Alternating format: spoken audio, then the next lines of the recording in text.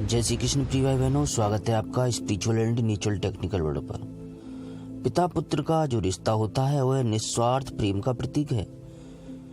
पुत्र पिता को भूल सकता है, परंतु पिता अपनी अंतरात्मा से सदैव पुत्र को सुखी ही देखना चाहता है। भक्तवत्सल प्रभु के कृपा प्रसाद से परिपूर्ण यह सत्य घटना है सन 1979 ईस्वी की। एक डॉक्टर साहब जिनकी उम्र उस समय 72 वर्ष की थी, मथुरा मंडी रामदास में औषधालय पर बैठा करते थे। जब वह 7 वर्ष के थे तब पहली बार अपने दादाजी के साथ उन्होंने गोवर्धन की परिक्रमा प्रारंभ की थी। तब से वह हर पूर्णिमा को गोवर्धन की परिक्रमा लगाते थे, परंतु उम्र के साथ शरीर शिथिल हो गया था। एक दिन यह राकेश कुमार जी के साथ, जिनके ये नाना लगते थे, अपने औषधालय पर बैठकर गीता जी पढ़ रहे थे। उसी समय 2 नवयुवक इनके पास आए और बोले, डॉक्टर साहब राम राम। डॉक्टर साहब ने आशीर्वाद देते हुए कहा, लाला कहीं को जा रहे हो? हाँ डॉक्टर साहब, गोवर्धन की परिक्रमा को जा रहे। सोची डॉक्टर साहब से मिलते हुए निकलेंगे। डॉक्टर साहब बोले, बड़ी कृपा करी बेटा, मेरे 1.25 रुपया दान घाटी मंदिर में चढ़ा दियो। और बोले, लाला नेक धीरे धीरे चलो तो मैं भी चल पड़ूं। युवक तुरंत बोले, ना डॉक्टर साहब, गोवर्धन की परिक्रमा लंबी हते, डोकरा डोकरी के बस की ना है। आप यहीं भजन करो और हमें क्षमा करो। और कुछ कहा जाता इससे पहले वो दोनों नवयुवक चल दिए। राकेश कुमार जी अपने नाना जी के साथ बैठे यह सब दृश्य देख रहे थे।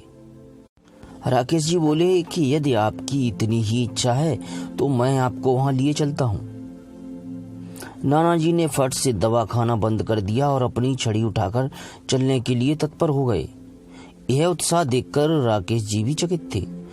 वह लोग बस के द्वारा गोवर्धन पहुंचे, वहां पर गंगा में स्नान किया और राधा कृष्ण के प्रेम के निमित्त परिक्रमा का संकल्प लिया। वे लोग धीरे धीरे आनौर की ओर पहुंचे और एक मंदिर के बाहर बैठकर विश्राम करने लगे। थोड़ी देर विश्राम करने के बाद डॉक्टर साहब बोले, 70 वर्ष से अधिक का हो गया हूँ, लगभग 10 वर्ष शरीर और चलेगा। अतः तुम्हें एक गोपनीय घटना बताता हूँ ताकि हमारे वंश में विश्वास बना रहे। ध्यान पूर्वक हृदय में धारण करो। आज से 30 वर्ष पूर्व यहाँ से थोड़ा आगे हल्का वन था और कच्चा रास्ता था। बरसात में यहाँ पानी और दलदल हो जाता था। एक पूर्णमासी को मैं परिक्रमा करने आया तो गांव के लोग बोले, मौसम खराब है और आनौर के आगे दलदल है, परिक्रमा सुबह लगा लो। पर मैं दुकान बंद करने से बचने के लिए रात्रि में ही परिक्रमा प्रारंभ कर बैठा।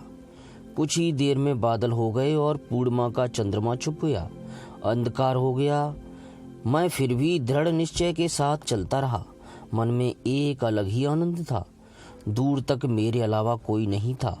धीरे धीरे भूमि नरम होने लगी। मैंने अपने अनुभव से मार्ग थोड़ा बदला। धीरे धीरे पानी घुटनों तक हो गया। मैंने अगला कदम रखा तो पूरा अंदर चला गया। पीछे आने की कोशिश की तो पैर कीचड़ से नहीं निकल रहा था। कुछ समझूं तब तक कमर से नीचे का भाग डूब चुका था। शेष भी धीरे धीरे अंदर जा रहा था। मैंने एक हाथ पानी में डाला तो वह भी फंस गया। अब मैं समझ गया कि लोग ठीक कह रहे थे। अंतिम समय नजदीक जानकर मैं जोर जोर से अपने दादाजी द्वारा दी हुई पंक्ति श्री राधा कृष्ण के गह चरण श्री गिरवरधर की लय शरण का जप करने लगा। बीच बीच में हे गोपाल हे बंसीलाल अपने चरणों में स्थान देना का आर्तनाद भी कर रहा था। अचानक वहां एक बालकंठ की आवाज आई, को है? मैं तत्काल जोर से चिल्लाया, बेटा मैं एक परिक्रमा का यात्री हूँ, कल कोई पूछे तो बताना कि डॉक्टर साहब दलदल में लीन हो गए हैं। लाला तेरी बड़ी कृपा होगी, नहीं तो परिवार वाले परेशान होंगे। अरे अभी तो तोए बहुत डॉक्टरी करनी है, ले मेरी लकुटिया पकड़ और बाहर निकल। बालक बोला, ना लाला, मेरे बोझ से अगर तू भी दलदल में फंस गयो तो मोकू बड़ो ही पाप लगेगो। तूने अभी पूरी जिंदगी बितानी होते है। मैंने अपना ज्ञान दिखाया। नाना जी बोले। बालक बोला, मेरी चिंता छोड़, लकुटिया पकड़, मोए देर है रही है, मैया मारेगी। बच्चे की आवाज में कुछ था। उसकी लाठी पकड़ी और डॉक्टर साहब तिनके की तरह बाहर आ गए। लाला, इतनी रात में बाहर ना निकले, खतरा रहवे। डॉक्टर साहब बालक को समझा रहे थे। तेरी मैया तोहे लाड़ में ये बांसुरी और मोरपंखी लगाई दी है, पर यहाँ से कोई कृष्ण थोड़ा ही बन जाए। चल मैं तोकू तेरे घर पहुंचाऊं। मेरी चिंता छोड़, तोकू या दगरे से पार कराए दूं, फिर जाऊंगा। बालक बोला, अरे तू तो बड़ा ही हट्टी बालक है, का करे है? यहीं गोवर्धन पर्वत में डोलूं और गैया चराऊं, कभी तेरे से मूर्खन की मदद करूं। बालक ने हंसते हंसते कहा, लाला तेरी मैया बड़ी भगवान है जो कलयुग में ऐसो बेटा पायो है। तेरे परिवार में गिरिराज बाबा की बड़ी कृपा है। डॉक्टर साहब ने आशीष दी। बाबरे तो पे कृपा नाय का? बालक बोला, लाला हमारी किस्मत कहाँ, अब देख परिक्रमा जैसे शुभ काम में दलदल में फंस गए हो तो। डॉक्टर साहब चलते चलते बोले, अब ठीक मार्ग आ गयो है, अपना जप कर और परिक्रमा लगा, मैं चला। बालक की आवाज आई, ठीक है बेटा, सुखी रहे और अपनी मैया को मेरी राम राम कहियो।